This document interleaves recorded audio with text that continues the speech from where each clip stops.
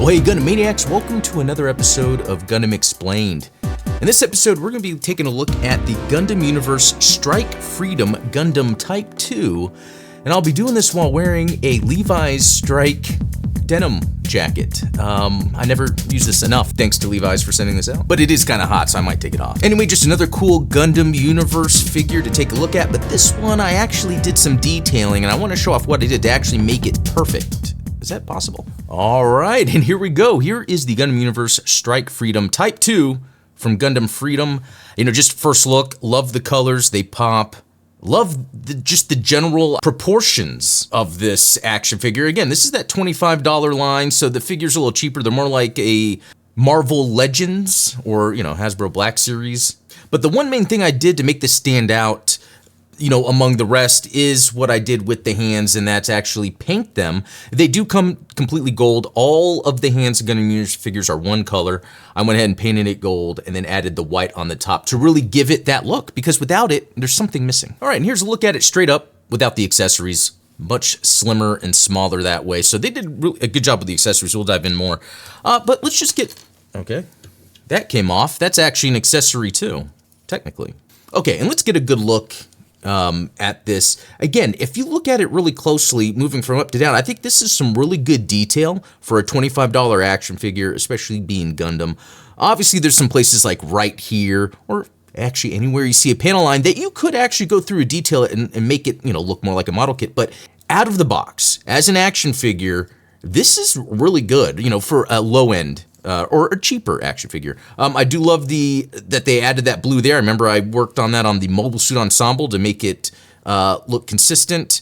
They got the red up here, you know, so the color separation where it needs to be is excellent. Yeah, I remember painting the gray on the mobile suit ensemble. They have it there. Yeah, so this, as a figure, as it comes, is actually really good. Usually a hand on a Gundam Universe figure is sort of like this, just one color. And I did a live stream where I did, you know, paint the top white. I used Gundam markers, used a few coats of white on the top, and actually used the gold Gundam marker for the hand. I think it turned out really good if you want to take a look at it. Yeah, check out that live stream I did if you want to see actually what I did. And you can actually see with the peg what the gold actually, let's get a closer look, what the gold actually looked like versus the gold that I painted on. And I think it's great. I will say, and it might not, yeah, you can kind of notice it from here. It's not like the same type of gold, right? Because it has less of a yellow to it maybe, or I don't know, but it's close enough. Okay, and just to check out the general articulation to get an idea, they're usually all the same. I mean, like the head comes off, right? Isn't that how it's supposed to be? Actually, I could paint that now that that's there, but no, look, that wasn't supposed to come off, but tons of articulation. Arms go around. Let's see that elbow. Huh, okay, so this is one where it doesn't go up all the way, but you know what? That's good enough. It really is. And I was trying to look at how the shoulders, if you wanted to, it would be hard to use two hands for the beam saber, and we'll check that out here in a second. Moving down, it's got the side skirts where, you know, it has another weapon that can be utilized. The skirts themselves, yeah, seem to have a lot of articulation, which is really good.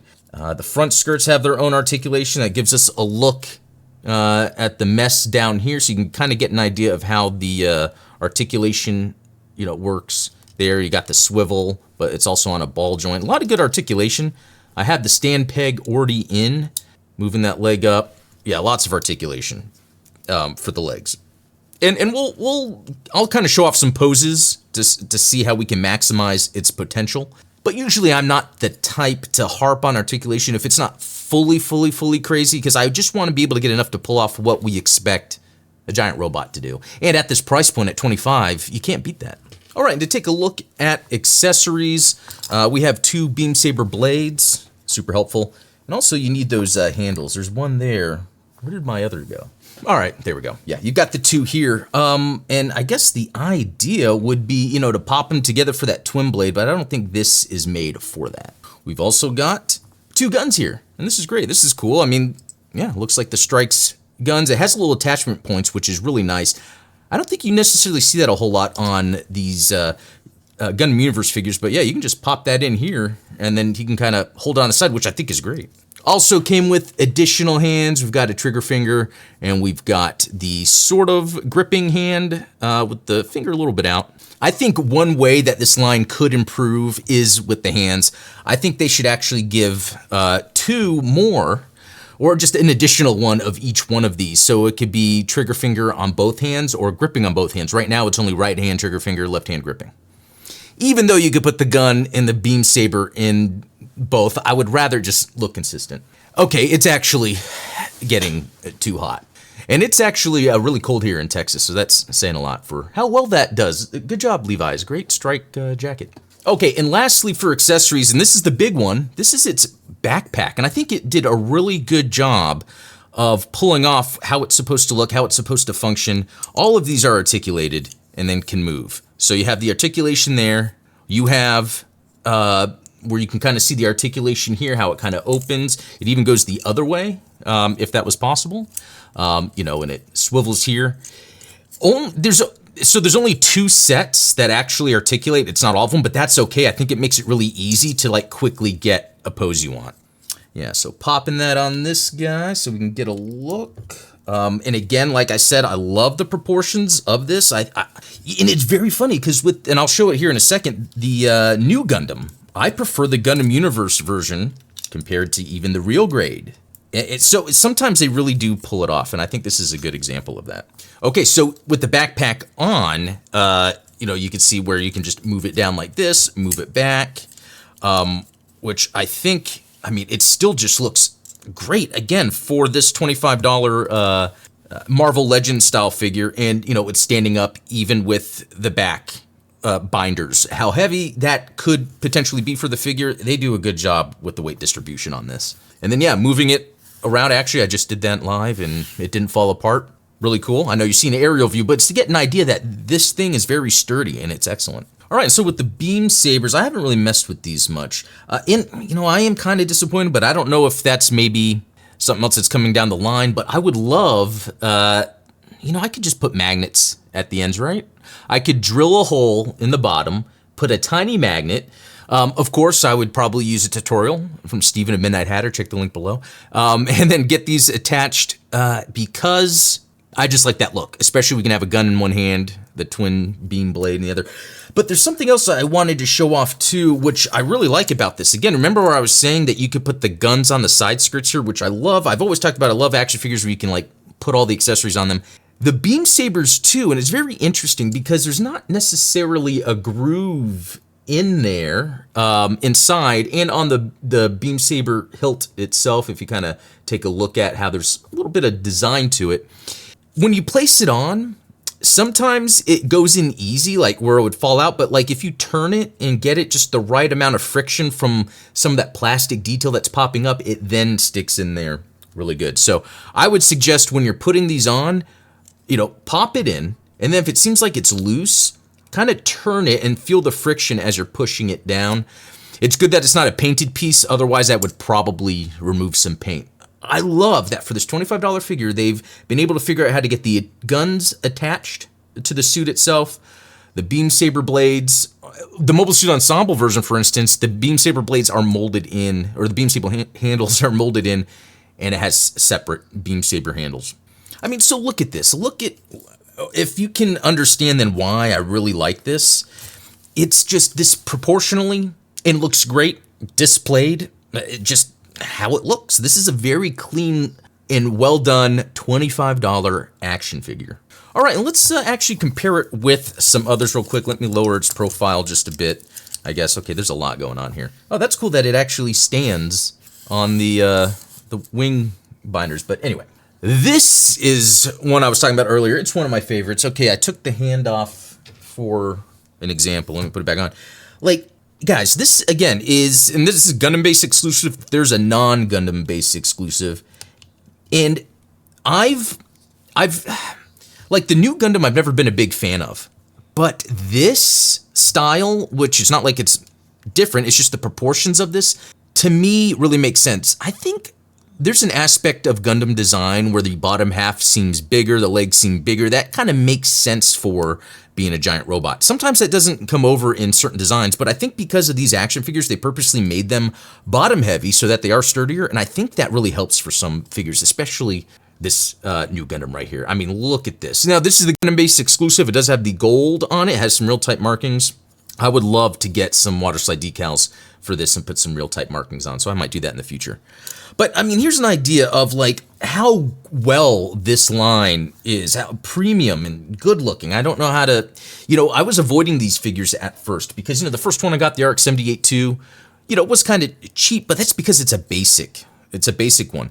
As they've gone forward, I've noticed, they've been improving. I would even say this is an example of that. It uses a different type of plastic. This feels a little more premium than kind of the rubbery plastic on these two. Although we know that next year, actually that's this year, Gundam Universe is coming out with like a remake of, I think it's a Wing Gundam maybe, and then the RX-78-2. Actually, I forgot exactly. And then there's some more Wing figures coming out that are going to be using new engineering techniques. And so I'm really excited about that.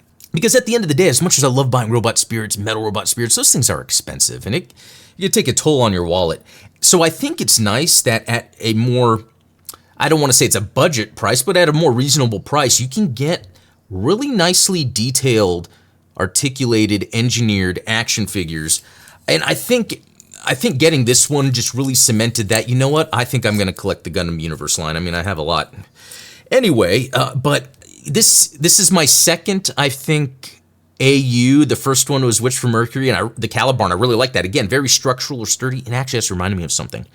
Maybe due to the budget constraints of the engineering, they do have to think about the structural integrity. Therefore, they're sort of kind of building a more sturdier figure. And I think maybe that's then part of the design, and that's why these turn out looking so great. Okay, enough gushing. It's not like I'm getting paid to do this. So let's actually do a couple other things I haven't messed with, and that's because I'm scared. So, for instance, I painted these with a Gundam marker. I didn't top coat. I probably need a top coat because if the next thing I'm going to do is utilize, the weapons in here, there's probably going to be some paint bleed, which I think there's a little bit right there, or not bleed. I think there's another term for that, but rub off or whatever. So that's going to happen because the hands are painted. So I think the next step would be a good sealant or top coat. And you know what? It's not like it's tight on there, so that might not actually be too big of an issue. Let's do the gun real quick. And this is with the trigger finger handle, so let's put that down there. Okay, no rub off. That's pretty good, but I bet over time, if I don't seal it, it will do that. So yeah, pop this here, and I tell you, what a cool looking action figure, what a cool looking robot. I mean, this is someone as a fan of Gundam and robots, any adult can appreciate this, but even a kid, and just in terms of this is a cool, colorful robot, lots of accessories, and I think it's pretty sturdy. I mean, this is for everyone, it's pretty cool. Okay, lastly, so this was for the Freedom movie. And so this actually came out early last year around the time of the movie, and that is really cool that they did that. At the time, I wasn't a big seed collector, so I just avoided it. But you know what? If we went back, I would have bought this and brought it with me to the movie theater. No.